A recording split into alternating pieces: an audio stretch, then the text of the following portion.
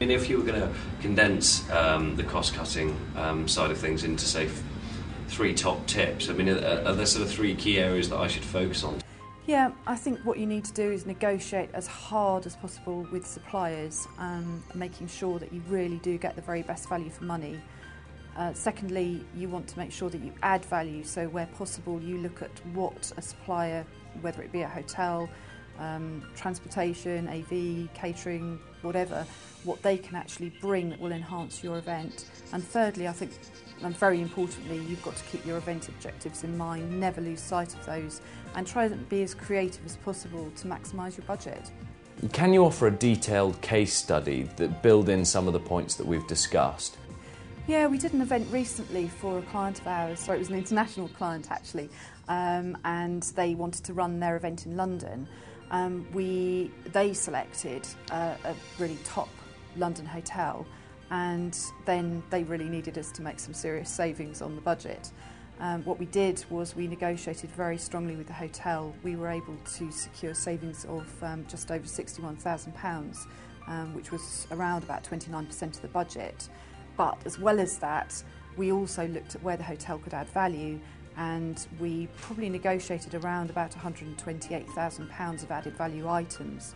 That was upgrades, complimentary items, and reducing the minimum requirements that the hotel had for food and beverage, minimum delegate numbers and minimum bedroom numbers. Big problem at the moment is my budget may have been slashed, say 20%, but my delegates' expectations have not been slashed 20%. Yeah.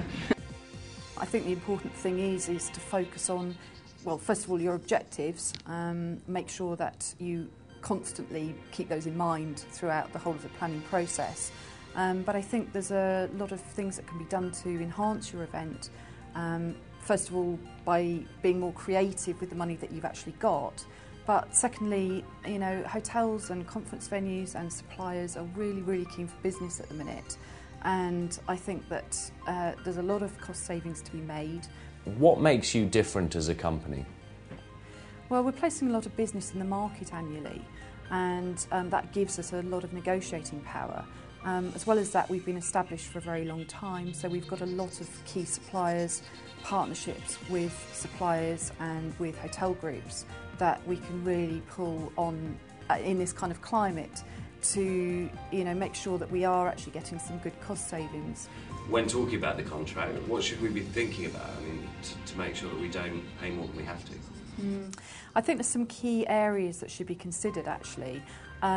First of all, it's obviously important to negotiate good terms within the contract. So attention really needs to be given to things like minimum commitments, so make sure that you're not overextending yourselves on the number of delegates that are required to be delivered by yourselves, the minimum food and beverage amounts, that kind of thing. But also there's other areas where you can look to save money. You know, don't be drawn into using the hotel's AV supplier, for example, because what often will happen is that they will be paying the hotel a commission or a retainer, which, you know, obviously goes on to the price of your equipment for your event.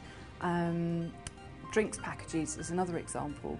You know, unless your delegates are really going to drink a lot, then you're actually better off being charged on consumption, and then you really are just getting charged for what you're actually drinking, you know, not for the entire package, which obviously the hotel is not going to take a loss on. How do you help your clients ensure that their conferences are environmentally sustainable? So what we're doing at the minute is we're looking at ways that the environmental sustainability can be carried through the event without actually increasing the cost. And actually, you know, in a number of ways you can use it to reduce costs. For example, you know, don't put people on aeroplanes, try and keep it local, particularly if you normally go out of your conference venue for a dinner. Think about keeping it in-house or even at a venue that your delegates can walk to. I hope this has given a really good feel of what Dynamic Events is all about, and if anybody would like some more information or our top 5 money-saving tips, then just click on the tab next to me.